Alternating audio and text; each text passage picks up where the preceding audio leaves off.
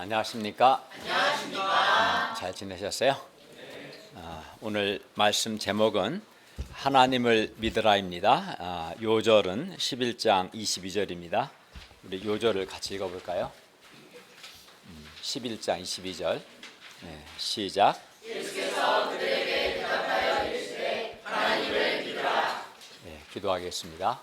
은혜로우신 주님, 오늘도 우리가 살아계신 성부 하나님, 성자 하나님, 성령 하나님을 예배할 수 있도록 인도하시는 것을 감사합니다. 우리가 주님께 감사로 예배드리고 또 겸손하게 하나님 주시는 말씀의 은혜를 사모할 수 있도록 도와주십시오. 이 시간 주님께서 예배 가운데 임재하셔서 하나님의 말씀으로 우리에게 복을 주시기를 기도합니다.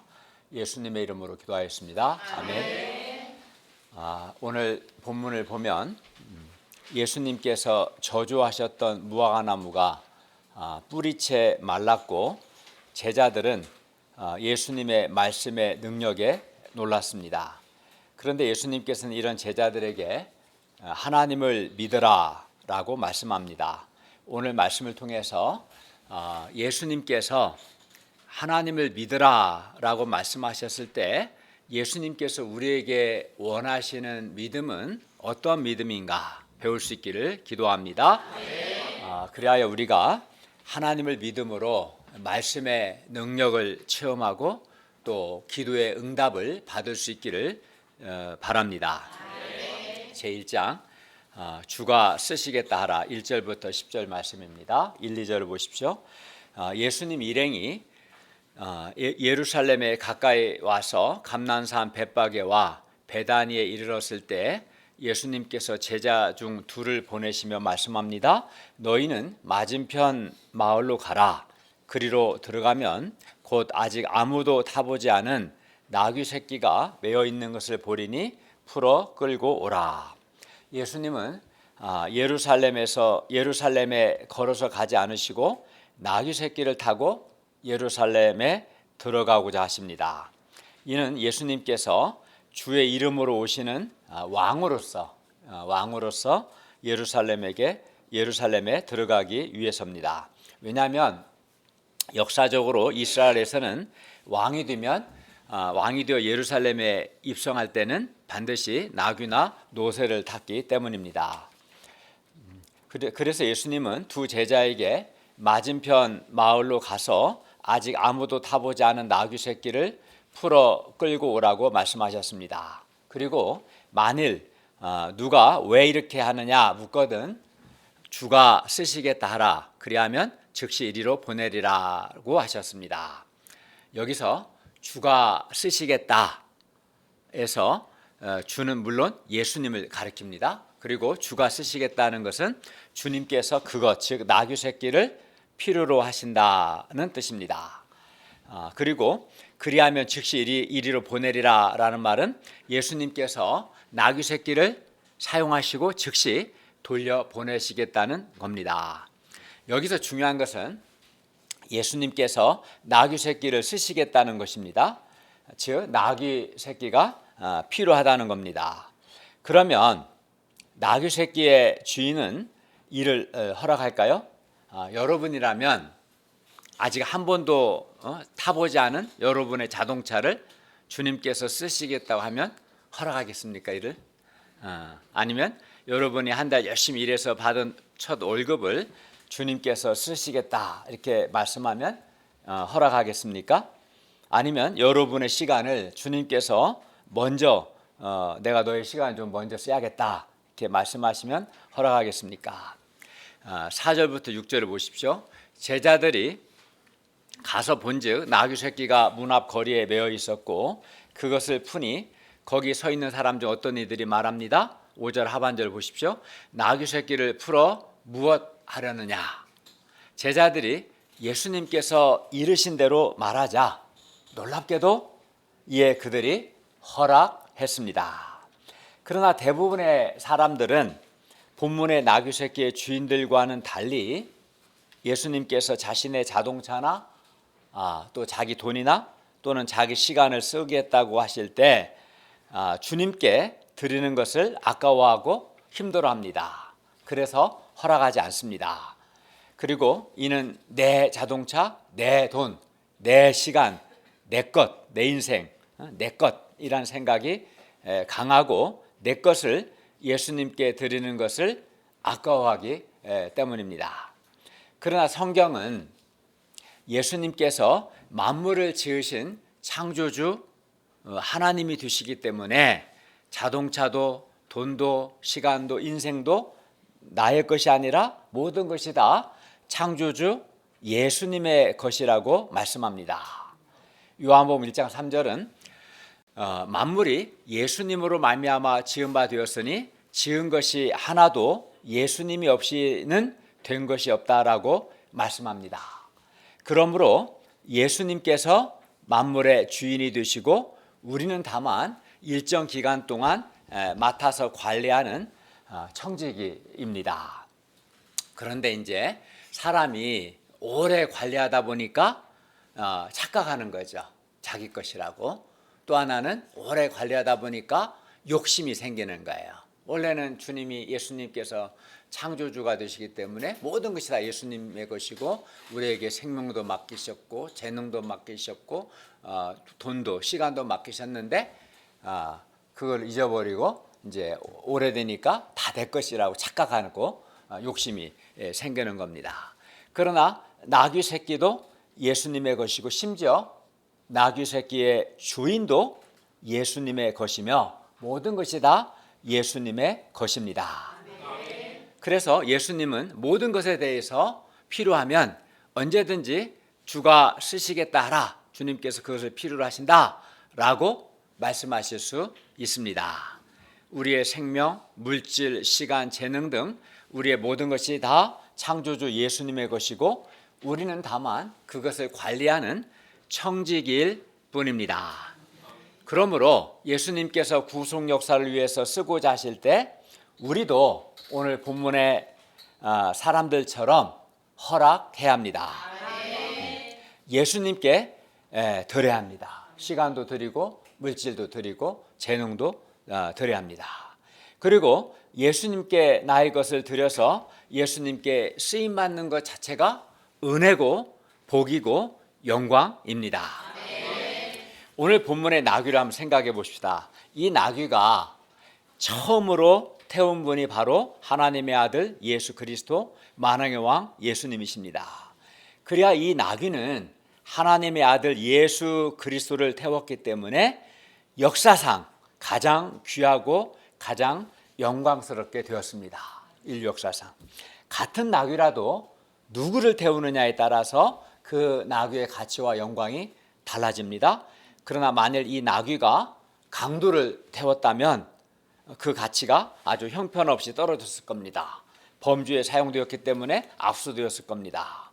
그런데 나귀만 그런 게 아니라 사람도 마찬가지입니다. 어떤 사람이 하나님의 아들 예수 그리스도의 구원 역사에 쓰임 받는다면 그 사람은 아주 가치 있고 또 귀하고 영광스러운 존재가 됩니다.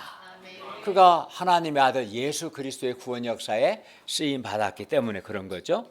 그렇기 때문에 역사상 하나님께서 쓰신 위대한 인물들은 하나같이 주께서 쓰시겠다라고 말씀하실 때 주저하지 않고 자신의 모든 것을 예를 들어 이제 자신의 시간이든 물질을 포함해 자신의 전 인생을 주님께 드렸습니다. 그리고 주께서 쓰시고자 하실 때 자신을 주님께 드렸기 때문에 그들의 인생은 위대하고 가치 있고 영광스럽게 되었습니다. 그런데 우리도 마찬가지입니다. 주님께서 우리를 쓰시겠다고 하실 때 우리 자신을 예수님께 드리면 하나님께 드리면 우리 인생도 가장 가치 있고 위대하고 영광스럽게 될 것입니다. 우리가 예수님께서 나의 창조주 되심을 인정하고 주님께서 쓰고자 하실 때 우리 자신과 우리에게 있는 모든 것을 예수님께 드릴 수 있기를 기도합니다. 그리하여 우리의 삶이 가장 가치 있고 보람 있고 위대하고 영광스럽게 되기를 기도합니다. 우리 목사님들이 만나면 이제 옛날에는 한 65세만 넘으면 아니면 요즘 70살이 넘으면 있잖아요. 그가 현 사회 직업이 뭐였는지 아무 이제 모든 게 다 평준화가 된다. 이런 우스갯소리로. 여자들도 70이 넘어보세요. 미모가 다 평준화돼요. 다 그냥 할머니일 뿐이에요. 남자들도 그가 뭐 교수였던 의사였던 아무 상관없어요. 70, 80대 보세요. 그냥 할아버지예요. 아프고 병들고. 모든 게 다 평준화됩니다. 그리고 모든 사람이 죽습니다. 내가 욕심내고 움켜진다고 해서 그게 계속 유지가 되는 게 아니에요. 비참하죠. 욕심 많이 내기 때문에 사람이 탐욕적이 되고 얼굴에 은혜도 하나도 없게 되고 그렇게 되는 거예요. 그러나 주님께서 예수님이 나의 주인이심 인정하고 주님께 나의 것을 드릴 때 그 사람은 가장 가치 있고 영광스러운 삶을 살게 될 것입니다. 네, 7, 8절을 보십시오. 나귀 새끼를 예수님께로 끌고 와서 자기들의 겉옷을 그 위에 얹어 놓음에 예수님께서 타시니 많은 사람들은 자기들의 겉옷을 또 다른 이들은 들에서 벤 나뭇가지를 길에 폈습니다. 제자들이 겉옷을 나귀 위에 얹고 많은 사람들이 겉옷과 나뭇가지를 길에 폈다는 것은 그들이 예수님을 왕으로 영접했다는 뜻입니다. 90절을 보십시오. 앞에서 가고 뒤에서 따르는 자들이 소리 질렀습니다. 호산나 찬송하리로다 주의 이름으로 오시는 이여 찬송하리로다 오는 우리 조상 다윗의 나라여 가장 높은 곳에서 호산나. 여기서 호산나란 히브리어로 호시아나를 음역한 거예요. 소리 나는 대로 호시아나를 호산나라 우리말은 번역했어요. 호시아라는 말은 구원하소라는 말이고 나라는 말은 지금이라는 뜻이거든요. 그래서 호산나는 지금 구원하소서라는 뜻이고 주의 이름으로 오시는 이라는 여호와 하나님의 이름으로 오시는 이 곧 여호와 하나님께서 보내신 분이라는 뜻입니다. 사람들은 예수님께 구원을 갈망했습니다. 제2장 하나님을 믿어라 11절에서 25절 말씀입니다. 11절을 보십시오. 예수님은 예루살렘에 이르러 헤롯 궁이나 로마 총독 관저로 가지 않으시고 어디에 가셨어요? 성전에 들어가셨습니다. 왜 그랬을까? 이는 백성들의 신앙을 보기 위해서였습니다. 예수님은 성전에 들어가셔서 모든 것을 다 둘러보셨어요. 제자들은 13장 1절을 보면 화려하고 웅장한 성전 건물을 성전의 겉모습을 보고 선생님이여 보소서 이 돌들이 어떠하며 이 건물들이 어떠합니까? 라고 그 성전 건물과 그 겉모습을 보고 감탄했습니다. 그러나 예수님께서는 화려하고 웅장한 이 성전의 겉모습을 보지 않으시고 성전에 들어가셔서 모든 것 곧 성전 내부를 낱낱이 둘러보셨어요. 왜냐하면 성전의 내부를 보면 종교 지도자들과 이스라엘 백성들의 신앙 상태, 그들의 영적인 상태를 알 수 있기 때문입니다. 예를 들어 예수님은 그들의 믿음이 어떠하며 또 그들의 기도 생활이 어떠하며 무엇보다 하나님과 그들의 관계가 어떠한지 성전을 둘러보시면서 이 모든 것을 보셨습니다. 여러분의 믿음은 어떻습니까? 여러분의 기도 생활 어떻습니까? 여러분은 하나님과 친밀한 관계 속에 있습니까? 주님은 성전 내부를 낱낱이 보신 겁니다. 그러고는 날이 저물어 12 제자를 데리시고 성전에서 나와 베다니로 나가셨습니다. 보통 이날을 주일로 봅니다. 그러고는 12, 13절 보십시오. 이튿날 월요일이 될 겁니다. 아마 이튿날 그들이 베다니에서 나왔을 때 예수님께서 시장하셨습니다. 그때 멀리서 잎사귀 있는 한 무화과 나무를 보시고 혹 그 나무에 무엇이 있을까 하여 가셨습니다. 그런데 이제 무화과는 요즘 무화과 있죠. 지금 9월 달이기 때문에 무화과는 주로 6월과 8월, 9월에 수확합니다. 8월에 한 35% 정도, 9월에 한 28% 정도 수확한다고 그래요. 나머지 한 6월에 6월, 8월, 9월 지금이 흑석시장 가면 아마 무화과 열매가 있을 겁니다. 그런데 이 무화과는 3월 중순부터 열매를 맺기 시작해요. 이제 수확 시기는 6월, 8월, 9월이지만 열매 맺는 것 자체는 3월 중순부터 맺는다고 합니다. 그리고 이 열매도 작지만 먹을 수는 있다고 합니다. 그런데 당시는 6월절 직전이었기 때문에 6월절을 양력으로 환산하면 오늘날 3월, 4월이에요. 3, 4월입니다. 이게 음력은 항상 바뀌잖아요. 3월, 4월에 걸쳐 있었어요. 그리고 본문에 무화나무가 멀리서도 볼 수 있을 만큼 잎사귀가 있다는 것은 그냥 무화과는 열매부터 맺어요. 그 다음에 잎사귀를 나기 때문에 잎사귀가 무성했다는 것은 열매가 있다는 것을 의미하죠.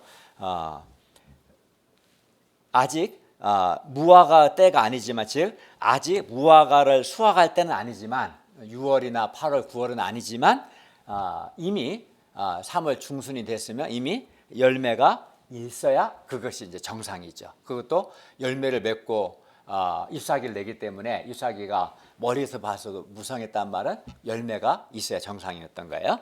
그래서 예수님은 아직 무화과 나무 수확의 때는 아니지만 혹 그 나무에 무엇이 있을까 하여서 이제 다가가셨어요. 예수님은 무화과 나무에게 열매를 기대하셨습니다. 그러나 막상 가서 보시니 잎사귀 외에 아무것도 없었어요. 3월 중순 이후 열매가 있었어야 하는데 열매가 없었던 거죠. 그 무화과 나무는 열매를 맺지 못했습니다. 14절을 보십시오. 예수님께서 무화과 나무에게 말씀하여 이르십니다. 이제부터 영원토록 사람이 너에게서 열매를 따먹지 못하리라. 예수님은 잎사귀만 무성하고 열매가 없는 무화과 나무를 저주하신 겁니다. 심판하셨습니다. 그리고 이는 예수님께서 무화과 나무를 저주하면서 예수님의 마음 가운데 뭐가 있었겠어요? 성전, 이스라엘 백성들이 있었던 거죠. 이는 예수님께서 열매 없는 성전, 열매 없는 이스라엘 종교 지도자들과 백성들 또한 장차 심판하실 것을 상징적인 행동으로 보여주신 거예요. 예수님께서 열매 없는 무화과 나무를 저주하신 것은 예수께서 장차 열매 없는 성전, 열매 없는 이스라엘 종교 지도자들, 이스라엘 백성들 또한 심판하실 것을 미리 상징적 행동을 통해 보여주신 겁니다. 당시 예루살렘 성전은 화려하고 웅장했으며 그 안에서 행해지는 종교적 행사들도 그러했습니다. 그러나 하나님께서 원하시는 열매는 없었습니다. 그러므로 열매 없는 무화과 나무가 저주를 받은 것처럼 열매 없는 성전, 종교 지도자들, 백성들 역시 하나님의 심판을 받을 것입니다. 물론 열매 없는 우리 인생도 하나님의 심판을 받습니다. 그러면 당시 성전의 영적인 상태가 어떠했습니까? 15절에서 17절을 보십시오. 당시 종교 지도자들은 성전을 크게 5구역으로 나눴어요.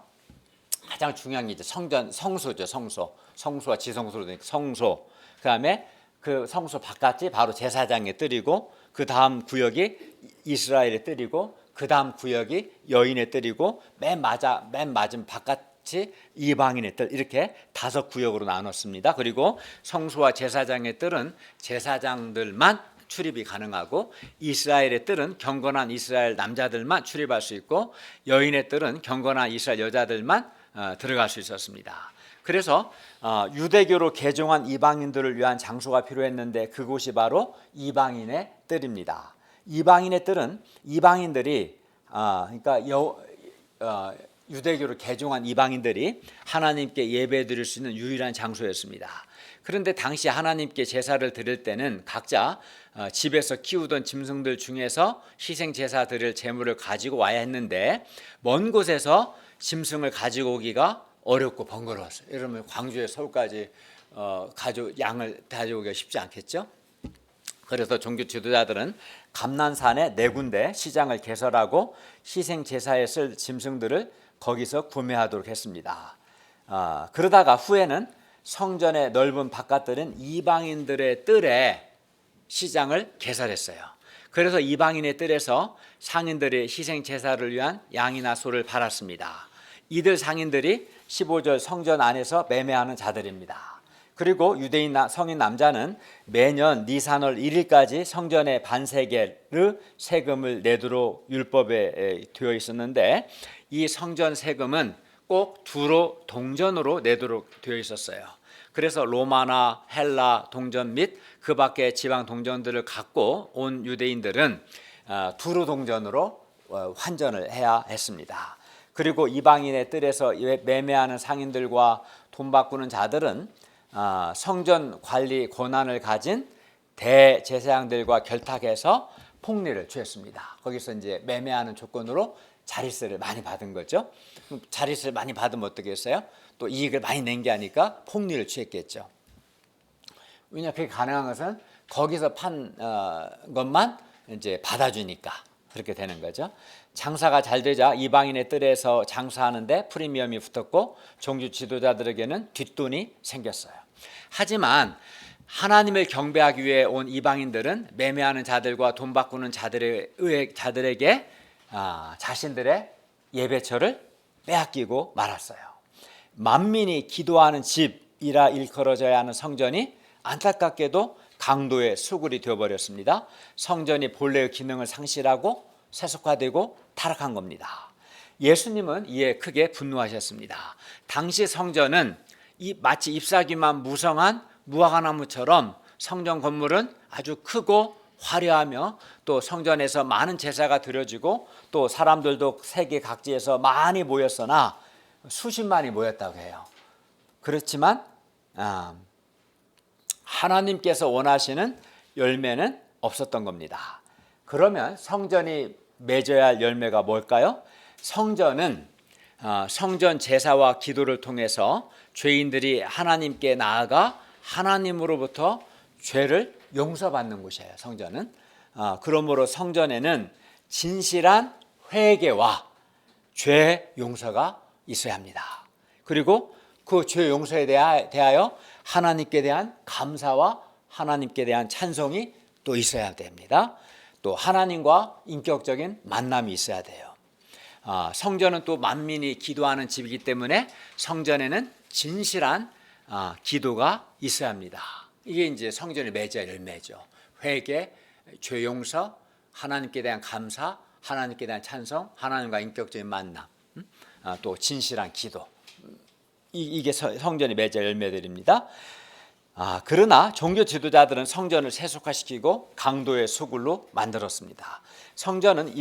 예수님의 성전이 잎사귀만 무성하고 열매 없는 무화과나무처럼 겉은 화려하고 종교적인 열심도 있는 것 같지만 하나님께서 원하시는 열매가 없는 것에 대해서 크게 분노하셨어요.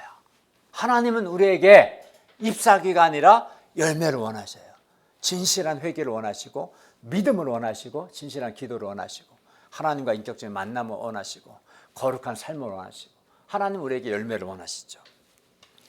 네, 예수님은 그런 열매 없는 성전이 하나님의 무서운 심판을 받게 될 것이라는 것을 열매 없는 무화과나무를 저주하시고 또 성전 안에서 매매하는 자들을 내쫓으시며 돈 바꾸는 자들의 상과 비둘기 파는 자들의 의자를 둘러 엎으시는 행동으로 보여주시죠. 이 행동은 결국은 주님께서 열매 없는 성전을 심판하시겠다는 표현이에요. 상을 엎으시고 또 무화과나무를 저주하신 것은 종교 지도자들은 잎사귀만 무성하고 열매 없는 무화과나무 같은 자신들의 모습을 하나님 앞에서 깨닫고 하나님 앞에서 철저하게 회개해야 마땅했어요. 그리고 하나님이 원하시는 열매를 맺어야 마땅했습니다. 그러나 18절을 보면 이들은 회개하지 않고 더욱 완악해져서 예수님을 어떻게 죽일까 꾀하였습니다. 아주 막장으로 가는 거죠. 예수님이 책망하니까 책망을 듣고 회개할 생각을 하고 회개를 해야 하는데 책망이 듣기 싫다고 예수님을 죽일 생각을 한 거예요. 이렇게 사람이 이렇게 회개하지 않으면 회개를 해야 하는데 회개를 안 하면 그 마음이 완악해져요. 완악해지면 예외가 없어요. 둘 중 하나입니다. 회개하든가 회개하지 않으면 이제 회개하지 않는 자기를 정당화하려고 막 궤변을 말하게 되고 막 마음이 완악해지고 아주 거스르게 되고 그렇게 되는 거예요.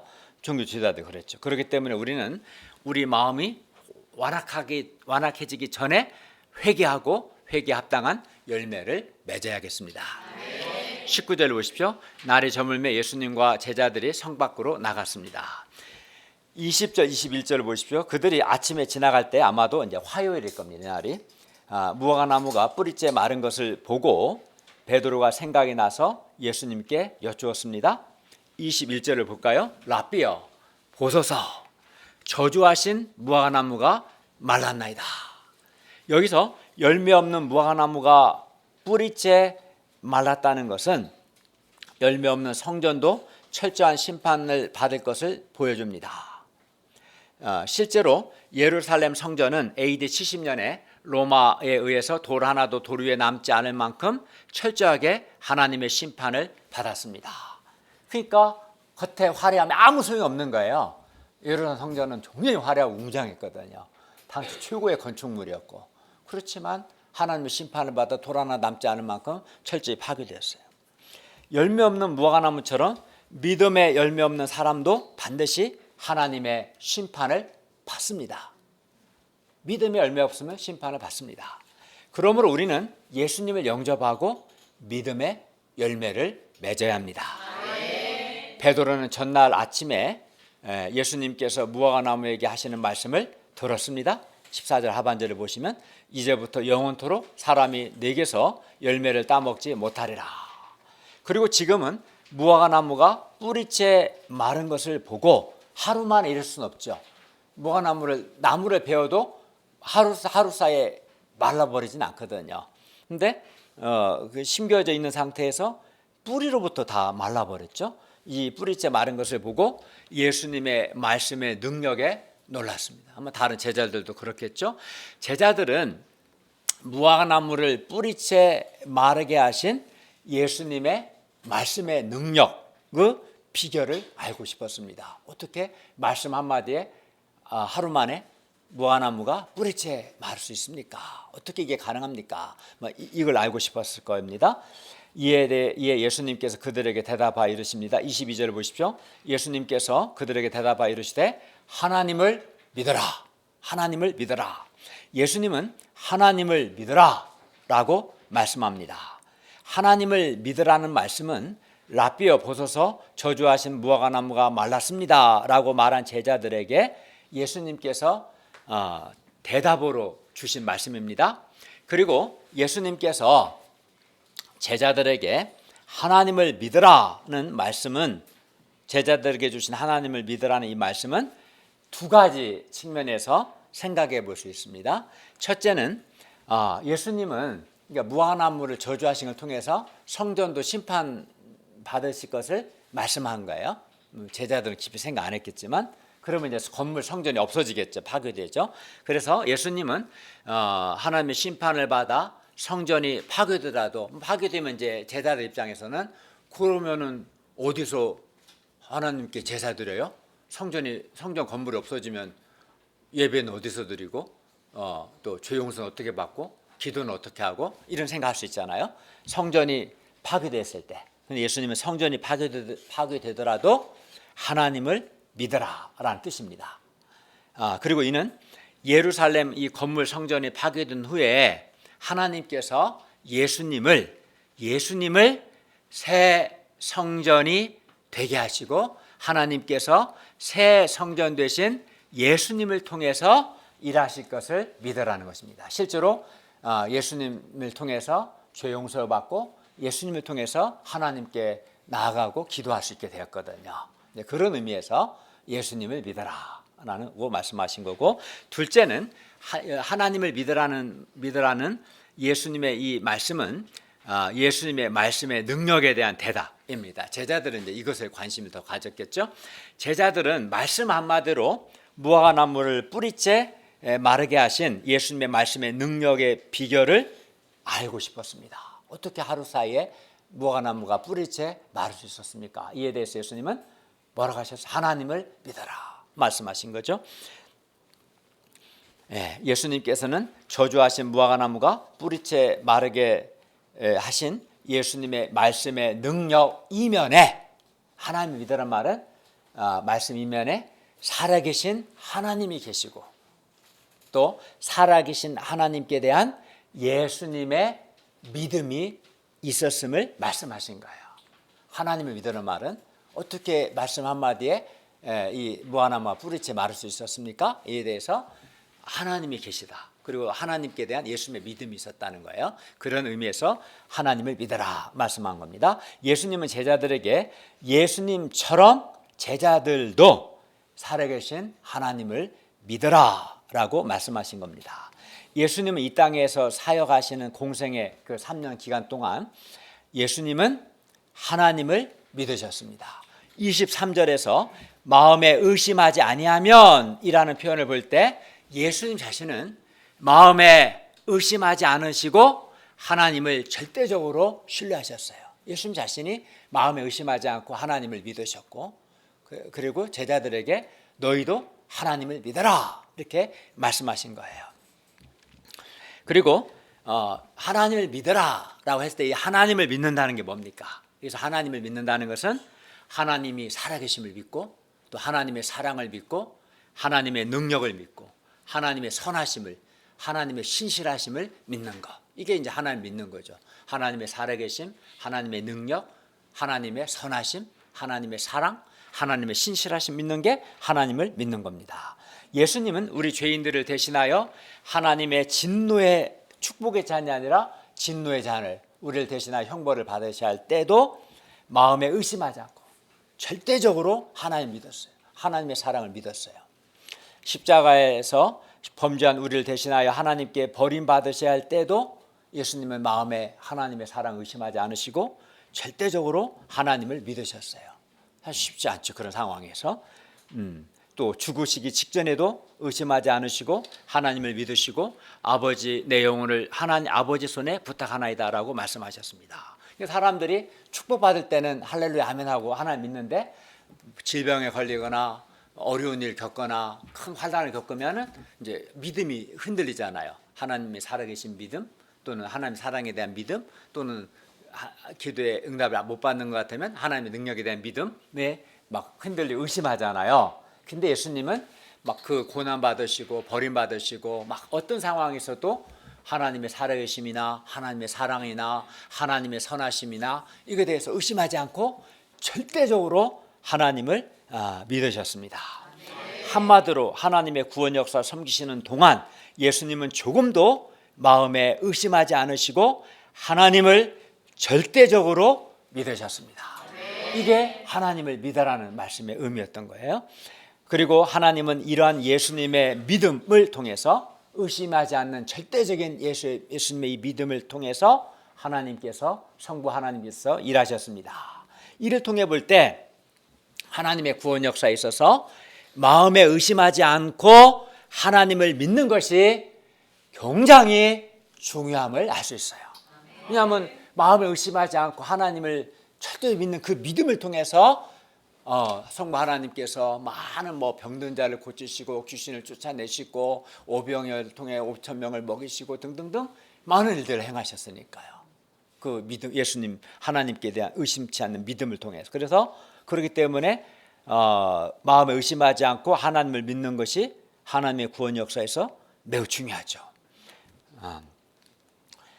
예수님께서 전에 기억나시죠? 마가복음 9장에서 귀신 들린 아이에게서 귀신을 쫓아내실 때에도 아이 아버지한테 뭐라고 했어요? 믿는 자에게는 모든 것이 가능하다라고 말씀하셨습니다. 하나님께 대한 믿음을 강조하셨던 거죠. 그리고 예수님은 지금 제자들에게도 아이 아버지뿐만 아니라 제자들에게도 하나님을 믿어라라고 말씀하신 겁니다. 예수님은 제자들도 예수님 자신처럼 마음에 의심하지 않고 하나님을 믿음으로 제자들이 말씀의 능력을 체험하고 기도의 응답을 받기를 원하셨어요. 우리가 하나님을 믿을 때 하나님의 말씀의 능력을 체험할 수 있고요. 하나님을 믿을 때 살아계신 하나님의 도움을 체험할 수 있고, 하나님을 믿을 때 기도의 응답을 받습니다. 그러니까 하나님을 믿는 게 중요하죠. 그래서 제자들이 예수님처럼 마음에 의심하지 않고 하나님의 믿음으로 하나님의 구원 역사에 쓰임받기를 원하셨습니다.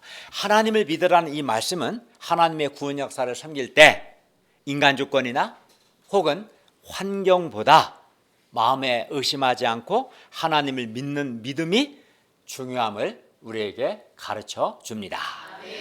23, 24절을 보십시오. 내가 진실 너에게 이르노니 누구든지 이 산더러 들려 바다에 던져지라 하고 그 말하는 것이 이루어질 줄 믿고 마음에 의심하지 아니하면 그대로 되리라. 그러므로 내가 너에게 말하노니 무엇이든지 기도하고 구하는 것은 받은 줄로 믿어라. 그리하면 너에게 그대로 되리라. 그대로 되리라는 앞에 뭐가 있어요? 믿고 의심하지 않으면, 기도와 구한 것을 받은 줄 믿으면 그대로 된다는 거죠. 예수님께서는 제자들이 이 산더러 들려 바다에 던져지라 하며 그 말하는 것이 이루어질 것을 믿고 마음에 의심하지 아니하면 그대로 된다고 말씀하십니다. 그리고 여기서 그대로 된다는 것은 신적 수동태로서 하나님께서 반드시 그렇게 하신다라는 뜻입니다. 내가 말하는 것을 하나님이 이루실 것을 믿고 마음에 의심하지 아니하면 그대로 이루어진다는 것입니다. 그리고 11장 23절에서 이 산은 두 가지 또 의미가 있습니다. 첫째, 이 산은 여기서 지금 감단산을 말씀하셨으니까 예루살렘 성전 있는 성전산, 성전 있는 산, 시온산이라고도 표현합니다. 성전산을 가리키고 바다에 던져질 때 그 성전산에서 딱 보면 사해 바다가 보여요. 사해 바다를 가리킵니다. 그리고 성전산이 사해 바다에 이 산들 들려 바다에 던지라 할 때 이 산은 성전산이죠. 성전 있는 성전산이 바다, 사해 바다에 던져진다는 것은 에스겔서 47장 말씀의 성취로서 이제 새 성전 되신 예수님으로 말미암아 죽음의 바다인 사해 바다가 살아나는 것, 즉 새 성전 되신 예수님으로 말미암아 영적으로 죽은 자들이 살아나는 생명의 역사가 있을 것을 의미합니다. 그리고 이 말씀대로 새 성전 되신 예수님을 통해서 많은 사람들이 죄 용서받고 살아났죠. 다음으로 여기서 산은 요지부동의 장애물이나 불가능해 보이는 일을 상징하죠. 보통 산을 옮기는 것은 불가능하죠. 서달산 옮겨보세요. 현충원에 있는 산을 옮긴다는 불가능을 의미하죠. 그러나 누구든지 하나님을 믿을 때 이 산더러 들려 바다에 던져지라 하며 그 말하는 것이 이루어질 줄을 믿고 마음에 의심하지 아니하면 그대로 됩니다. 그러니까 불가능하게 보이는 일이 가능하게 된다는 것이죠. 여기서 하나님을 믿는 믿음은 그 말하는 것이 이루어질 줄 믿고 마음에 의심하지 않는 그런 믿음입니다. 예수님이 가졌던 믿음이죠. 또 무엇이든지 기도하고 구하는 것은 받은 줄로 믿는 믿음입니다. 예수님은 이렇게 하나님 믿으셨고 그 믿음을 통해서 하나님 일하셨고 이제 제자들에게도 너희도 이렇게 하나님을 믿어라 이렇게 말씀한 겁니다. 그리고 이러한 믿음이 있을 때 제자들 역시 그대로 됩니다. 그러니까 여기서 중요한 건 뭡니까? 하나님을 믿고 마음에 의심하지 않는 것. 또 무엇이든지 기도하고 구하는 것은 받은 줄로 믿는 것. 이게 중요하죠. 반면에 마음에 이제 의심하는 사람과 마음에 믿지 않는 사람은 믿음이 없는 사람은 산을 옮기는 것과 같은 일을 할 수 없습니다. 믿음이 없고 의심하는 사람은 영적으로 무능합니다. 사람들이 산을 옮기는 것과 같은 능력 있는 삶을 살지 못하는 것은 그 말하는 것이 이루어질 줄을 믿지 않거나 또는 마음에 의심하기 때문에 그렇고요. 또 기도하고 구하는 것은 받은 줄을 믿어야하는데 믿지 않기 때문에, 그러니까 무능한 것은 마음에 믿지 않고 의심하기 때문에 그런 겁니다. 그러니까 어떻게 해야 돼요? 의심하는 거, 믿음 없는 것을 회개해야죠. 계속 의심을 고집하고 불신을 고집하면 그 사람은 평생 무능한 삶을 살 수밖에 없는 거예요. 무능한. 그러면 안 되겠죠, 그죠? 기도하고 구하는 것을 받은 줄 믿어야 합니다. 그러니까 결국 마음에 의심하는 것과 믿지 않는 게 이제 문제였던 거죠. 그러면 왜 의심할까요? 예수님은 믿고 의심하지 아니한다라고 말씀하셨는데 사람들 의심하죠. 의심하거나 아예 믿지 않거나, 그죠? 그럼 왜 의심할까요? 아마도 하나님과 하나님의 말씀보다 불가능하게 보이는 상황과 또는 무능한 자기 자신을 바라보면 자연스럽게 의심이 생기고 좀 심하면 불신이 생겨요. 상황이 불가능해 보이거든요. 또 나는 무능하거든요. 불가능한 상황이나 자신을 자꾸 바라보면 안 될 거야. 불신 또는 될까? 안 되겠지, 쉽지 않겠지? 의심. 생기는 게 좀 자연스러운 것 같아요. 사람이 어떤 상황이나 어떤 문제에 대해서 하나님의 말씀보다 자기 생각, 자기 판단을 더 앞세우기 때문에 의심이 생기는 것이죠. 그죠? 우리가 의심하지 않는 믿음을 갖기 위해서는 우리가 하나님과 하나님의 말씀을 생각하고 묵상하고 붙들어야 합니다. 우리가 불가능하게 보이는 상황과 무능한 자기 자신을 바라보면 바라볼수록 의심하는 마음과 불신이 생겨요. 반면 전능하신 하나님과 하나님의 말씀을 붙들면 붙들수록 의심을 극복하고 믿음을 가질 수 있습니다.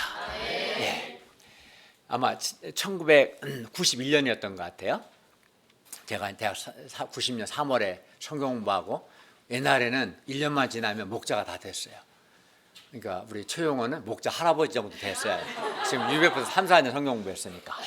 그죠? 네. 근데 어쨌든 그렇습니다. 제가 그때 1991년 가을이었으니까 10월 달에 가을 수양 했으니까 한 9월, 지금 정도나 조금 더 됐을 것 같아요. 9월 말 정도 됐던 것 같아요. 9월 말, 10월 초, 9월 말이었겠네요. 그러니까 제가 이제 가을 수양에 제가 예수님 믿고 첫 양이죠. 첫 성공반 첫 학생 이름이 서대정이에요. 90학번 유정우학과, 지금도 잊지 못하죠. 처음 양이니까. 근데 그 학생을 가을 수양에 초청했어요. 근데 그 유정우학과가 이제 토요일 날, 요즘도 그럴 수 있지만 그 당시에는 토요일도 수업했었어요. 저도 대학 다닐 때 주 5일째 없었어요. 옛날에는 토요일 날 이제 학생들이 실습을 해야 하는데, 실습은 주로 교수님이 안 하고 조교가 한대요. 조교가 하는데 시간 맞추기가 다 어렵대요. 여러 개 반이 다 같이 하는데, 그래서 다 같이 가능한 토요일 오후 시간을 어렵게 잡았다는 거예요. 그래서 토일 하는 가을 수양에 참석하지 못한다고 그러더라고요. 그리고 내가 그랬죠. 만약에 시간이 옮겨지면 참석할래? 그랬더니 당연히 하겠다고. 왜냐하면 옮겨질 일이 아예 불가능하니까. 그 학생이 영적 소원이 별로 없었거든요. 이거는 그때 아니면 실습하기 어렵게 결정한 거기 때문에 옮겨질 일이 없다는 거예요. 그래서 제가 이제 추천하는데, 지금도 잊지 못하는데, 중앙도서관에서 이제 공부하면서 그때 제가 출애굽기 말씀을 생각했어요. 이게 반석에서 물이 나게 했잖아요. 모세가 하나님께 순종해서. 근데 그 중앙도서관 바닥이 도끼다시, 화강석 바닥이죠. 또 옛날에 도끼다시란 말 쓰는데, 우리 건물 열면 그 바닥 있죠. 그게 도끼다시거든요. 화강석 바닥인데, 그 어떤 생각이 드냐면, 반석에서 물이 나게 하셨으면 이 도끼다시 이 바닥에서도 하나님이 물이 나게 하실 것이다. 그런 생각이 들었어요. 이런 생각. 또 하나는, 내가 그 유정학과 교수님이나 또는 그 조교한테 좀 실습 시간 좀 바꿔주면 안 되겠냐. 물론 말한다고 해서 해주진 않겠지만 그 말도 안 하고 그냥 저절로 바꿔줄까? 이 두 생각이 드는 거예요. 그렇지 않겠어요? 근데 제가 이제 기도하면서 아마 그 오후 시간이었던 것 같아요. 지금도 인상 잊지 못하는데, 계속 말씀을 붙들고 기도하다가 우리 이나는 알까요? 호상 정도 내려올 때 그 지점에서 내가 믿음이 생겼어요. 하나님은 반석에서도 물이 나게 하시, 하나님과 하나님의 말씀을 묵상할수록 믿음이 생기거든요. 그런 하나님이시기 때문에 내가 그 교수님한테 연락하지 않고, 조교한테 연락처도 물론 모르지만 하지 않아도 하나님의 하시면 할 수 있다. 그런 믿음이 생겼어요, 순간. 그래서 이제 제가 연락했죠. 그랬더니 놀라운 일이 생긴 거예요. 바뀌어진 거야. 그러니까 놀란 거죠. 그럴 일이 없는데. 그래서 참석을 했어요. 그러니까 하나님과 하나님의 말씀을 자꾸 생각하고 묵상하면 의심이 다 믿음이 생기죠. 하나만 더 말씀드리면, 저희 아버님이, 제가 이제 1992년 12월 23일에 군대 가고 95년 1월 4일인가 그때 제대했거든요. 근데 저희 아버님이 1994년 말에 위암이 발견됐어요. 근데 옛날에 술과 담배를 많이 하셔갖고 결핵을 앓으셨기 때문에 폐가 안 좋으셔요. 그래서 위암은 초기였는데 전신 마취를 할 수 없다는 거예요. 여러 대학병원 가봤는데, 왜냐하면 못 깨어날 수 있다는 거죠. 폐가 안 좋기 때문에. 그래서 그냥 치료를 하는데 잘 쉽지 않고, 제가 제대하고 8월 달. 근데 이제 제가 그 인수사모님도 그때 같이 갔으니까 제가 약혼한 상태였으니까 가서 뭐 예수님 믿으라고 하시면 막 역정을 내셔요. 애비는 아빠 죽겠는데 자꾸 예수 믿으라고 한다고 막 그렇게 저한테 화내시고. 근데 이제 임종이 가까워지는 게 눈에 보이죠. 왜냐하면은 가까울수록 이제 마취, 진통제를 맞게 되고 혈관 찾기도 어렵거든요. 몸이 완전히 마르죠. 위암 걸리면 음식을 못 드시니까. 근데 아버지만 생각하면 막 마음이 너무 무겁죠. 뭐 제가 그 당시 어떻게 표현했냐면 지구가 나의 마음을 누르는 것처럼 마음이 부담이 되고 무겁죠. 왜냐하면 저희 아버지가 저를 많이 사랑해 주셨고 아버지는 사랑이 많거든요. 제가 정이 많지 않아요? 저희 아버지가 정이 많아요. 아버지 닮아서 제가 굉장히 정이 많은데 여러분이 잘 몰라서 그렇지. 네, 굉장히 애틋함이 있었어요. 근데 제가 1995년 8월 16일 수요일 우리가 그 당시 제가 목요일 날 제가 풀타임 목자 할 때 풀타임 인턴 목자님 한 20여 분 정도가 양마가 성사님 이제 인도하시는 소감 발표를 했었어요. 항상 매주 목요일마다. 그래서 수요일 저녁에 소감을 쓰는 거죠. 그때 로마서 말씀을 우리는 지금 마가복음 하지만 진도 나갔고 그때 그 95년 8월 16일 저녁에 로마서 4장 말씀이었어요. 제가 그 전주에 4장 메시지였겠죠. 소감을 썼는데 이제 말씀을 제가 깊이 소감을 잘 쓰세요? 소감 안 쓰는 사람 있죠. 소감을 쓰세요. 깊이 있게 소감을 쓰는데 하나님께서 저에게 4장 19, 20절 말씀을 주셨어요. 그가 백사나 되어 자기 몸이 죽은 것 같고 사라의 태가 죽은 것 같음을 알고도 이건 알면 불가능하거든. 애 낳는 여자가 폐경기였으니까 알고도 믿음이 약해지지 않고 믿음이 없어 하나님의 약속을 의심하지 않고 오히려 믿음으로 견고해져서 하나님께 영광을 돌리면 이 말씀을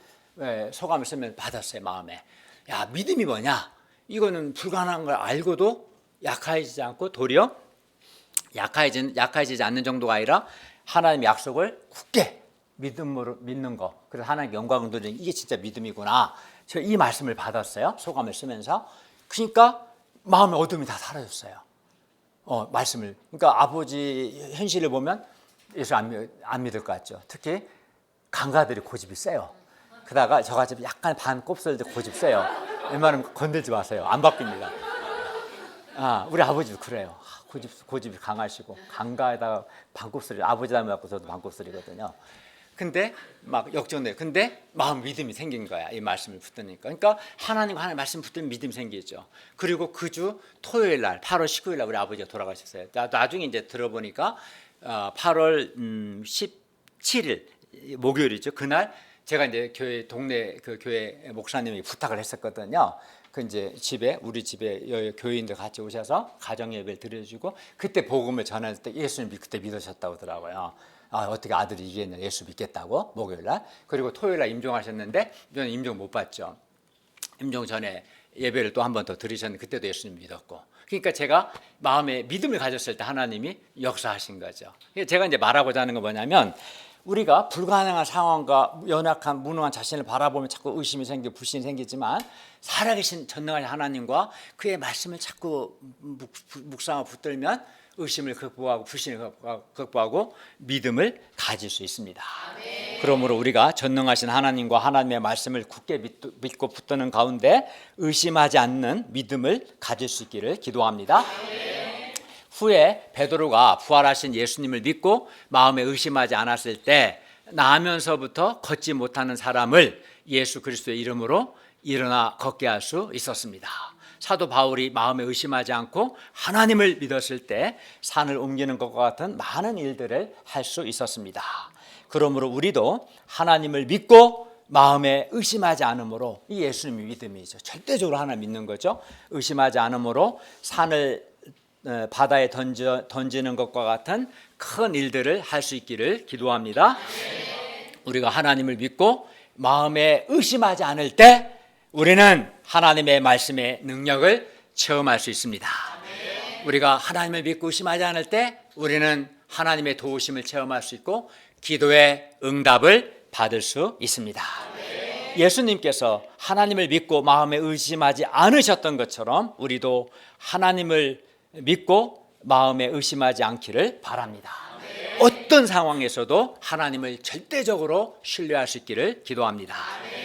예수님께서는 이제 기도에 대해 말씀합니다. 24, 25절을 다 같이 읽겠습니다. 시작. 그러므로 내가 너희에게 말하노니 무엇이든지 기도하고 구하는 것은 받은 줄로 믿으라. 그리하면 너희에게 그대로 되리라. 서서 기도할 때 아무에게나 혐의가 있거든 용서하라. 그리하여 하늘에 계신 너희 아버지께서도 너희 허물을 사하여 주시리라 하시니라. 예, 우리의 믿음은 구체적으로 기도로 표현돼야 합니다. 기도는 하나님을 향한 믿음의 표현입니다.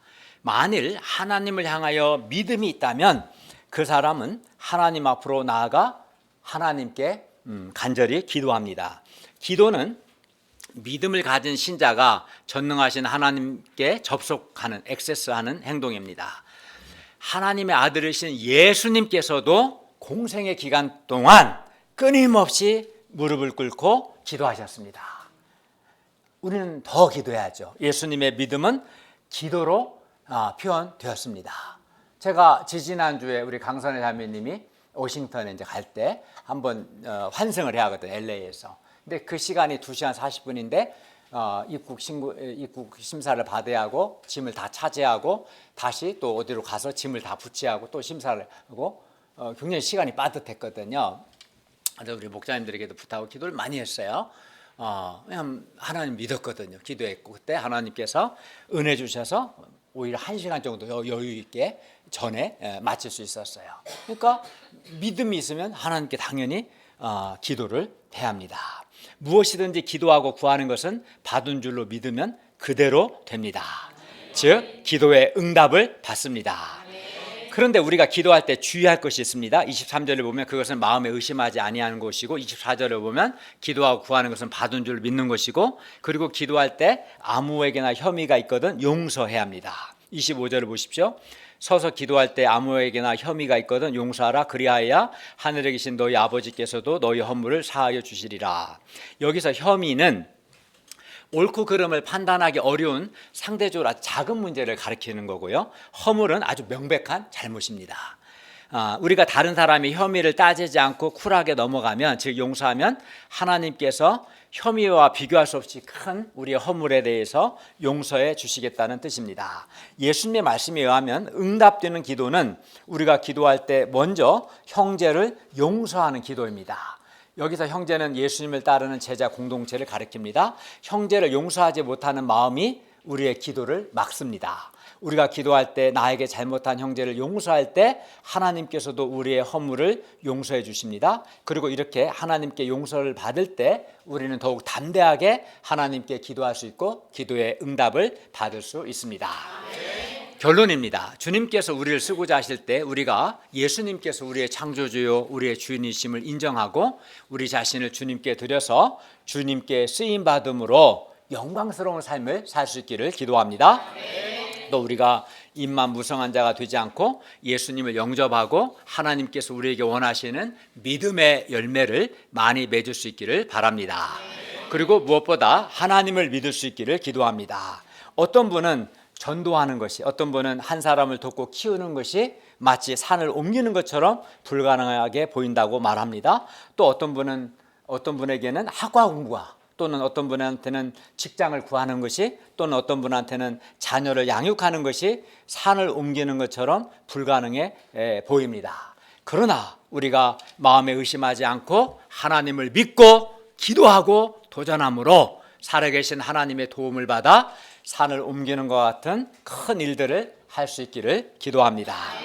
우리가 하나님과 하나님의 말씀을 의심하지 않고 절대적으로 믿음으로 첫째는 하나님의 말씀의 능력을 체험하고 둘째는 살아계신 하나님의 도움을 체험하고 셋째는 기도의 응답을 받을 수 있기를 기도합니다. 기도하겠습니다. 은혜로우신 주님, 우리가 주님께서 오랫동안 맡기시다 보니까 자기 것으로 착각하고 욕심이 생길 때가 있는데 나에게는 모든 것이 다 창조주 예수님의 것임을 인정하고 주님께서 나를 구속요사에 쓰고자 하실 때 기쁨으로 드려서 주님께 쓰임받고 영광스러운 삶을 살게 해주시고 무엇보다 예수님처럼 의심하지 않고 하나님을 절대적으로 믿음으로 말씀의 능력을 체험하고 하나님의 도우심을 체험하고 기도의 응답을 받는 삶을 살게 하시기를 기도합니다.